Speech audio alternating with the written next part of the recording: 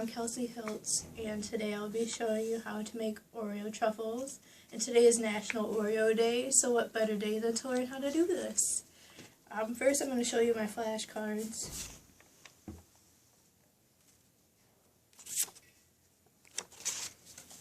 Okay.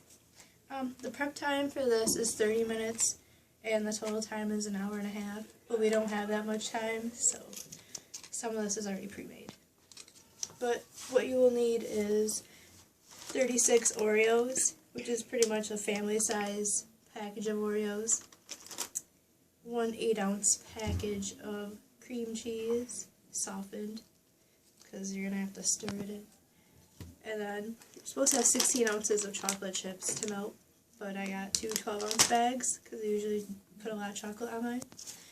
And you need to have some of the crushed Oreos set aside to sprinkle on top when you're done, before you put them in the fridge. But the first step is you'll need to put the Oreo cookies in a Ziploc bag or some sort of container and crush them up. I put mine in a bowl and stabbed them with a fork until they're like fine almost.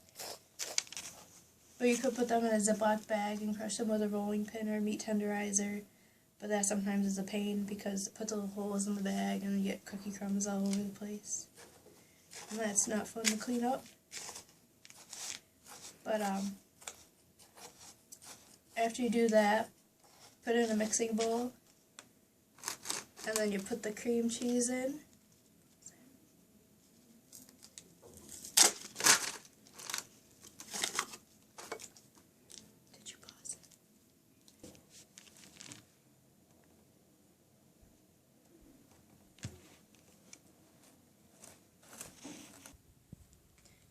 This is what your mixture should look like once you're done mixing it. You might have to mix it by hand to really get it mixed real good.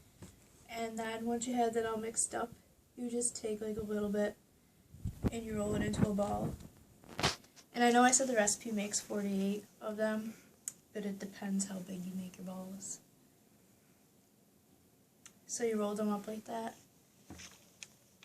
And then you put them in a wax sheet lined container or on a baking sheet, but I don't have wax paper, so I'm just putting them in here. And then once you're done rolling them into a ball, you pop them in the freezer for like 10 minutes so they can harden up before you roll them in your melted chocolate. And this is what your Oreo balls should look like. And then you go over to your fridge and you just put them in there for 10 minutes.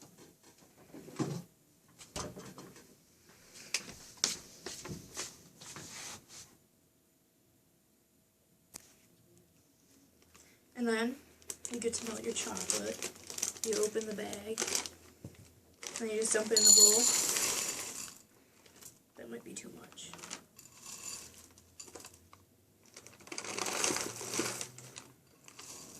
And then you put it in the microwave, and you microwave for 30-second intervals, and you stir it every time. But make sure you don't burn the chocolate, because burnt chocolate isn't good. And this is the melted chocolate. And then all you do is you just take one of your Oreo balls, drop it in there, roll it around with a fork, let the extra like drip off. Or not. And then you just put it on here. You would put it on a baking sheet covered in wax paper, but I don't have either of those things. So this is what I'm going to do. And then once you get like a couple of them going.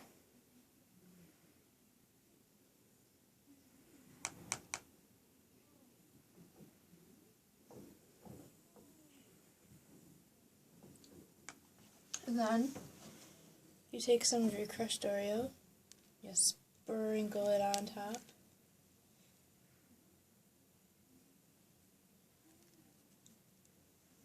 And then you just repeat the process until you do all of them. And then you put them in the fridge. And then you let them set for about 30 minutes in the fridge.